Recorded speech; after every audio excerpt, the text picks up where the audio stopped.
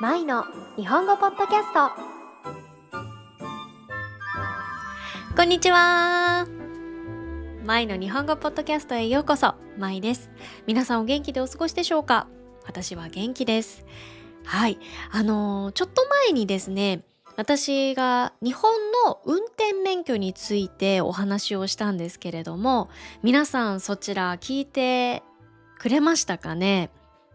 で、そのエピソードにもうすっごくびっくりするコメントが来まして、ドイツの方からいただいたコメントなんですけど、ドイツでは運転免許を取得するのにだいたい55万円から70万円かかるそうなんです。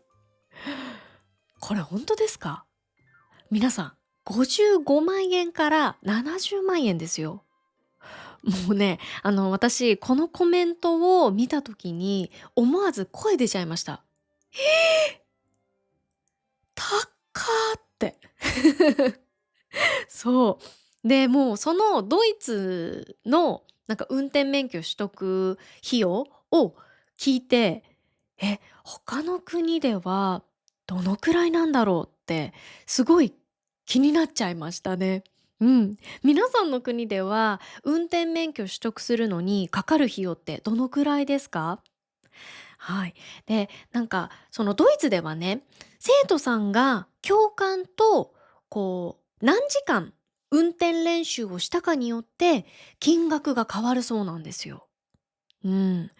もうなんかね、それを聞いちゃったら、私今ペーパードライバーだから、もし今私がドイツに行って、そのドイツの教習所に行ったら、もう金額大変なことになっちゃうなと思って。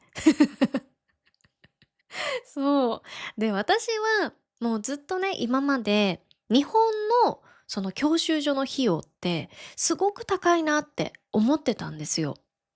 なんですけど、ドイツはレベルが違いますね。もうすごいです。本当に。うん。で、こうやってね、ポッドキャストで配信をしていると、他の国の文化についても知ることができるので、本当に面白いなっていつも思います。うん。で、やっぱり日本にはない文化だったり、あとは日本にない習慣とかね、そういったことも聞いてびっくりすることもあるんですけど、今回のコメントはまさにそれでしたね。はい。そう。なので本当にね、こうやって、毎回毎回面白くコメントを読ませてもらってます。皆さんありがとうございます。はい。ですので、ぜひこれからもね、自分の国の文化だったり習慣について、ぜひコメントで教えてくださいね。はい。それでは今日のテーマいきましょうかね。はい。今日のテーマはですね、オタク文化についてお話ししたいと思います。はい。皆さんの中には、私、日本のアニメオタクですっていう方だったり、あとは、私は日本のアイドルオタクですっていう方、もしかしたらいらっしゃるかもしれません。うん。で、今日はですね、オタクの歴史や、あとはオタク用語についてお話ししていきたいと思っていますので、ぜひぜひ最後まで聞いていただけると嬉しいです。はい。では、まず最初に、オタクという言葉がどのように誕生したかっていうと、そもそもオタクという言葉は、今日ご紹介するオタクとは全く関係のない言葉でした。もともとの意味は、あなたの家、ご自宅っていうとっても丁寧な表現です。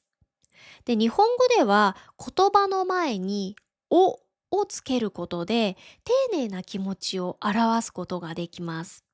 そして、宅っていうのは家という意味です。なので、お宅イコールご自宅、相手の家という意味になります。そこから少し意味が変わって、相手の家ではなく、相手そのものを指すあなたという意味でも使われるようになりました。ところが1970年から80年代のアニメ・漫画ファンの間でちょっとした面白い現象が起こります。当時のファンたちは初対面の相手との会話で距離感をとっても大切にしていたんですね。そのためタメ口などの砕けた言い方っていうのは使わずに、オタクはどう思いますか、オタクはどのキャラがお好きですかっていうように、やたらと丁寧な言い方、丁寧な言葉遣いを使っていたんです。で、当時の日本社会では、こうした話し方は会社とか、あとは改まった場で使うものだったので、若いアニメファンが日常会話でずっとオタク、オタクって言っている姿は、周囲から見るととっても不思議で、独特に映っていたんですね。うん。で、その様子が雑誌やテレビなどで紹介されるようになって、それで、ああ、なるほど。ああいう話し方をする人たちが、いわゆるアニメファンなんだっていうイメージが定着していきます。そして最終的にオタクという言葉そのものが、そういった人たち、つまりサブカルチャーファンを指す言葉として使われるようになっていったんですね。このオタクという言葉が一般の人たちにも広く知られるようになったのは1980年代から1990年代の初め頃でした。で、この時期は日本ではアニメ、漫画、ゲーム産業が急成長していて、作品やキャラクターに深くハマる人たちが目立つようになったんですね。で、このハマるっていうのは日常会話でとってもよく使う言葉なんですけど、何かに強く興味を持って夢中になることを意味します。しかし、当時の社会の空気は今とはかなり違っていました。オタクは部屋にこもって社会と関わらない人。勉強や仕事よりも漫画やゲームに執着する人っていうイメージを持たれることが多くって、ニュースや雑誌でも比較的ネガティブに扱われていたんですね。で、その影響でオタクっていう言葉には暗いとか消極的とか、あとは社会性がないっていうこういった偏見のイメージが生まれてしまって、学校や職場で自分の趣味を隠す人もいました。この当時の空気をとてもよく表現している作品が日本のドラマ電車男です。で、このドラマの中で主人公の男性は好きな女性に自分がオタクだっていうことを知られないように髪型やあとは服装を変えたり、あと話し方を気をつけたりして普通の男を演じようとします。で、これは単なる演出ではなくて、当時の日本社会でオタクっていうアイデンティティがどれほど慎重に扱われて、そして隠すべきものだと思われていたかっていうのをよく表しているシーンです。部屋にたくさんあるフィギュアやアニメグッズを見て、ああ、これがバレたら終わりだって不安になる姿は、1980年代や90年代からずっと続いてきたオタクへの偏見をよく表しています。つまり当時はオタクイコール恋愛や社会生活で不利っていう考え方がとっても強かったっていうことなんですね。なんですが、この電車男が大ヒットしたことによって、オタクという存在がドラマや映画の中で少しずつ人間的に描かれるようになっていきました。さらにインターネットや SNS が普及して、アニメ、ゲーム、アイドル、フィギュア、鉄道などが巨大な文化産業へと成長する中で、オタクは単なる変わった人ではなく、ある分野に深い知識と情熱を持つ人っつまり趣味の専門家というイメージへと変わっていきました。今の日本では、この人は鉄道オタクです。この人はアイドルオタクですって言っても、ネガティブなイメージはほとんどありません。むしろ、その分野を誰よりもよく知っている人、自分の好みがはっきりしている人っていうポジティブな意味で受け取られることが多いです。で、中にはオタクであることを堂々と公表して、その趣味をビジネスにつなげている人もたくさんいます。このようにオタクという言葉は、昔は隠した方がいいと思われがちな少しネガティブな呼び方だったんですけど、今では自分の好きなものや個性を表す前向きな言葉として使われるようになっています。この変化を見ると、日本社会が趣味や個性を少しずつ大切にするようになってきたことがわかります。今ではオタク文化がすっかり日常に溶け込んでいるため、いわゆるオタク用語も自然に日常会話でも使われるようになっています。で、このオタク用語を知っておくと、日本人が今どんな感情で好きっていうのを表現しているのかっていうのがとてもよくわかるかなと思います。で、まずは推しと推し活です。この推しっていうのは、自分が一番応援している人やキャラクターのことです。で、推し活っていうのは、その推しを応援するすべての活動のことです。なので、コンサートに行ったり、あとはグッズを買ったり、SNS に投稿したり、あとは推しのスケジュールに合わせて動くっていうことまで全て含まれる言葉です。で、最近では政治の世界でも使われていて、特定の政治家を応援する推し活をしている人もいるそうです。次は沼です。この沼っていうのは、もともとは底が見えず、入ると足を取られてなかなか抜け出せない土地、つまり底なし沼が語源です。で、このことから今では沼にはまるって言って、ある人や作品に夢中になって、なかなか抜け出せない状態のことを意味します。で、一度ハマると、お金も時間も感情もすべて吸い込まれていくっていう、この推し活の恐ろしさをよく表した言葉ですね。次は〇〇界隈です。この界隈っていうのは、もともとはある場所の周辺、そのあたりっていう意味の日本語なんですけど、今はネットや若者言葉で、同じ趣味、関心を持つ人たちの集まりっていう意味で、〇〇界隈とよく使われます。例えば、アニメ界隈だったら、アニメが好きな人たちの集まり。そして鉄道界隈だったら、鉄道に詳しい人や鉄道が好きな人たちの集まりという意味です。そして尊いという言葉もものすごく頻繁に使われます。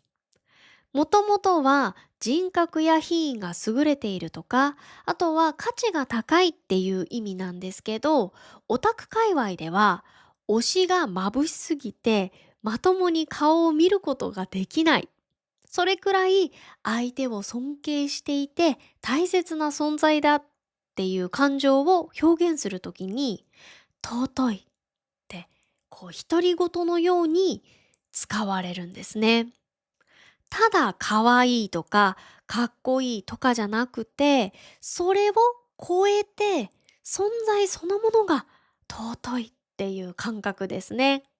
そして次はガチ勢です。このガチ勢っていうのは、物事に本気で真剣に取り組んでいる人たちのことを表すスラングです。ガチ勢のガチはもともと日本語のスラングで、本気、真剣という意味です。そしてそこに集まりや人々っていうのを表す姓をつけてガチ勢と言います。で、例えば作品やキャラクターのことをとても詳しく知っている人のことをアニメガチ勢と言ったりします。最後に限界です。これはもともともうこれ以上進めない、もう耐えられないっていう状態を意味するんですけど、最近では推しがあまりにも可愛くて限界が来たとか、あとはこのシーンを見て心臓が限界とか、感情があまりにも高ぶってしまって、もう耐えられないっていう意味で使われます。嬉しくってドキドキする感情が爆発した時に使う、とっても日本らしい感情表現です。結構面白くないですか？もちろんね、これは会社などで使うのはちょっと難しいんですけど、仲のいい友達や SNS でぜひ使ってみてください。先ほどもお話ししたように、今の日本でオタクっていう言葉は、もはやアニメやゲームだけに限りません。どんな分野でも本気で好きで、そして長く追い続けている人なら、誰でも〇〇オタクと呼ばれる時代です。で、最近では、キャンプオタク、コーヒーオタク、そしてサウナオタク、カメラオタク、文房具オタクなど、もう日常的な趣味の分野でも自然に使われています。趣味が単なる息抜きではなく、その人のアイデンティティそのものになっている。そんな現象なんじゃないかなと思います。そしてここで一つ面白い表現があります。それが一般人に擬態するという表現です。この擬態っていうのは本当の自分を隠して周りに合わせた姿で振る舞うことです。つまり文字通り普段は一般人のように行動するっていう意味です。で、会社では普通のサラリーマン、学校では静かな学生、落ち着いた大人のように見えますが、家に帰ると誰よりも本気で推し活をするっていう人が多いんですね。これはかつてオタクに対する社会的イメージが良くなかった時代の名残もありますし、あとは日本特有の集団の中で浮かないようにするっていうのが混ざり合って生まれた心理でもあります。なので多くのオタクが自分のアイデンティティを状況に合わせて調整しながら生きています。でもここ数年の間に日本社会におけるオタクへの認識っていうのは大きく変わりました。以前は隠すべき趣味だったのが、今では誇ってもいい趣味、さらにはかっこよく見えるライフスタイルっていう感じで取り入れられています。で、その理由っていうのはいくつかあります。まず一つ目は、オタクが趣味にお金を使うことが日本経済の重要な軸になったことです。アニメ、ゲーム、アイドル、グッズ、イベント、そして聖地巡礼まで巨大な市場が形成されて、企業もオタク文化を積極的に尊重し活用し始めました。で、この聖地巡礼っていうのが何かっていうと、アニメや漫画、あとはドラマの舞台になった場所にファンが実際に訪れることを言います。二つ目は SNS の影響です。X やインスタ、YouTube などを通して自分が何をどれだけ好きなのかっていうのを共有する文化が定着したことで、趣味を隠すよりも見せることの方がかっこいいという価値観が広がりました。三つ目は個人の好みを尊重する社会の雰囲気が強まったことです。周りの目を気にせず、自分が好きなことを心から好きでいようっていうメッセージが若い世代を中心に自然に受け入れられています。ですから、今の日本におけるオタクは、暗くて変わった人ではなくて、一つの分野に深く没頭するかっこいい人というイメージにどんどん変わってきているんです。ここでちょっと質問です。皆さんは自分のことをオタクだと思いますか？面白いセルフチェックを5問用意しました。なので、いくつ当てはまるか数えてみてください。はい、それではいきますよ。私はオタク？セルフチェックリスト。はい。では1番。何かの沼にハマったことがある。2番。推しを見て尊いと感じたことがある。3番。日常で一般人に擬態している。4番。推し活のために聖地巡礼をしたことがある。5番。推しのニュースを聞くと限界だと感じる。それでは結果を発表します。まず、0から1個の方はオタク入門です。このポッドキャストを聞いて世界を広げてください。はい。そして2から3個の方は立派なオタクです。自分の本気を大切にされています。はい。そして4から5個の方、おめでとうございます。真の推し活マスターです。はい。あなたの情熱は国の経済を動かしています。はい。皆さんいくつ当てはまりましたかね？ちなみに私は韓国ドラマが大好きなので、韓ドラオタクです。で、私が韓国語の勉強を始めたきっかけっていうのが、韓ドラにハマって、で、そのドラマの中でこう話している韓国語を聞き取りたいっていうのと、あとは日本語字幕なしで見たいっていうのが理由でした。で、韓国ドラマは日本人にもとっても人気で、実際にドラマの撮影地を聖地巡礼するために韓国を訪れるっていう日本人もいるんですね。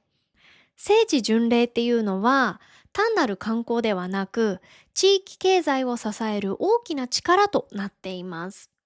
静かな地方の街があるアニメの舞台になったことでファンが集まり、そしてお店が活気を取り戻したり、あとは記念品が作られたり、それから地域のお祭りやコラボイベントまで開催されるようになるケースも結構あります。で、実際に地方自治体がアニメ制作会社と公式に協力をして、この作品の舞台はうちの町ですと積極的に PR する例も少なくありません。つまり、オタクの愛が地域活性化プロジェクトへつながっているんですね。そしてもう一つ重要なのが、グッズと限定品販売です。ファンは推しのためなら何時間も並んで、そして抽選販売に何度も挑戦して、喜んでお金を使います。これは単なる買い物ではなく、どれだけ本気で好きかっていうのを示す行為でもあるんですね。その結果、限定品、コラボ商品、期間限定イベントなど、オタク市場を意識した戦略が次々に生まれています。日本のオタク文化では、好きという気持ちが経済につながって、そしてファンの感情が産業やビジネスになる。こういった仕組みが自然にできているんですね。最後に私の推しについてお話ししたいと思います。はい。私が小学校の頃、モーニング娘。っていうアイドルグループがいたんですけど、その当時、すっごい人気だったんですね。で、そのメンバーの中に、かごちゃんっていう子がいたんですけど、私はかごちゃんが大好きでした。そう、推しはかごちゃんでした。うん。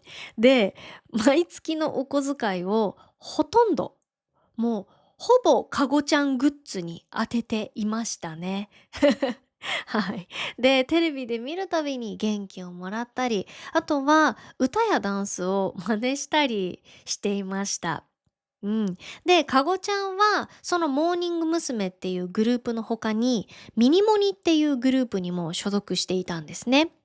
で、そのミニモニの衣装がもう本当に可愛くって、うわ、私もこれ着たいって思ったんですよ。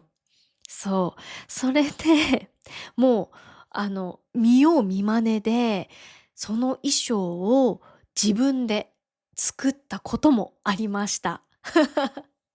はい。それくらい本当にかごちゃんを推していましたね。うん。で、この見よう見真似っていうのがどういう意味かっていうと、やり方を教わるのではなく、他の人がやっているのを見て真似することを言います。そして今の私の推しは、韓国俳優のパクソジュン様です。はい、もう本当に推しですね。はい。もう顔もかっこいいし、声もいいし、背も高いし、演技も上手だし、そして性格もとっても優しそうだしっていう、もうほんとたくさん出てくるんですけれども、うん、もうドラマや映画もチェックしていますし、もちろん SNS もチェックしています。うん、なんかこう、推しがいると日常が楽しくなりますよね。はい。やっぱりこれがオタク文化の魅力の一つなのかなって思います。はい、今日はですね、オタク文化についてお話ししました。いかがだったでしょうか？オタクっていう言葉は、どんな対象であれ、深く愛し、長く愛し、そして心から愛する人を指す言葉になりつつあります。何かにここまで没頭できるっていうものがあるっていうことは、それだけ人生を豊かに生きてきたっていう証でもあります。アニメでも、アイドルでも、スポーツでも、旅行でも、コーヒーでも、音楽でもね、みんなの心に一つくらいはオタク気質があるんじゃないかなって思います。うん。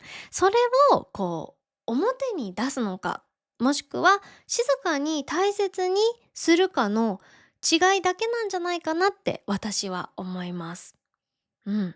皆さんが本当に好きなものっていうのは何ですか？それから皆さんの推しは誰ですか？うん、何かにすごくハマったっていう経験はありますかね？もしあればコメント欄でぜひぜひ教えてください。はい、本日も最後まで聞いてくださってどうもありがとうございました。また次のポッドキャストでお会いしましょう。バイバーイ。